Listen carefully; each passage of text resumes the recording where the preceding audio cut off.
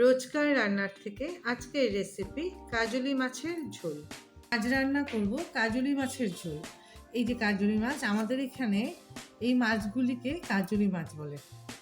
এই কাজলি মাছ লাগবে ধনেপাতা, পেঁয়াজ। আমি এখানে মিডিয়াম সাইজের একটা পেঁয়াজ পেস্ট করেছি, আর কালো জিরা আর বেগুন। এই দিয়ে আমি আজ রান্না করব কাজলি মাছের ঝোল। গরম হয়ে গেছে, এখন আমি বেগুনটা ভাজবো। বেগুনটা ভাজার জন্য আমি এখানে 1-1.5 চামচ তেল দিয়ে দিলাম।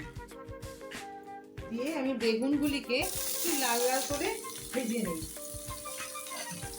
একটু লাল লাল করে বেগুনটা ভাজা করে নিই, কারণ কি বেগুনটা না একটু ভাজা হলে বেগুনের একটা সুন্দর গন্ধও হয় আর খেতেও ভালো লাগে। বেগুন ভাজার একটা গন্ধ হয়।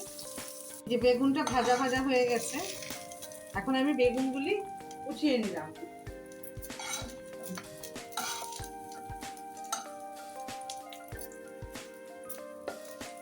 বেগুনটা ভাজা করলাম, বেগুনটার একটা সুন্দর গন্ধ বেরিয়েছে।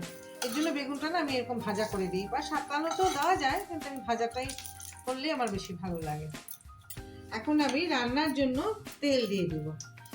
তো এখানে মোটামুটি ধরো 2-2.5 চামচ তেল দিয়ে দিলাম।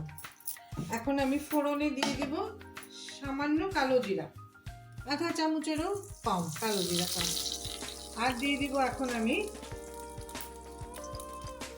এই যে তেলে এই লাল লঙ্কার গুঁড়োটা দিয়ে দিলাম, তাতে তেলটা কালার ভালো হয়। আর দিয়ে দিব পেঁয়াজ বাটাটা,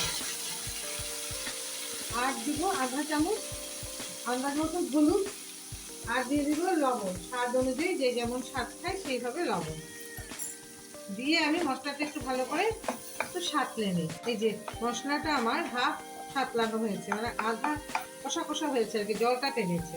তখন আমি এই যে মাছগুলি যে ছিল হলুদ লবণ মেখে রেখেছি, মাছগুলি আমি এখন দিয়ে দিব এই মশলার সাথে। দিয়ে একদম লো ফ্লেমে আস্তে আস্তে করে মাছটাকে মশলার সাথেই সাঁতলানোর সাথে সাথে এটা মানে ভাজা ভাজা হয়ে যাবে।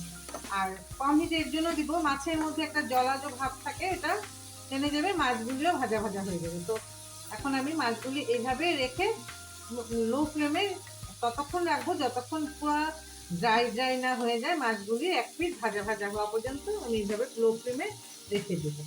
এই যে মশলাটা একদম তেল ছেড়ে দিয়েছে, কষানো ভালো করে হয়ে গেছে, আর মাছের এই পিঠটাও দেখো ভাজা ভাজা হয়ে গেছে।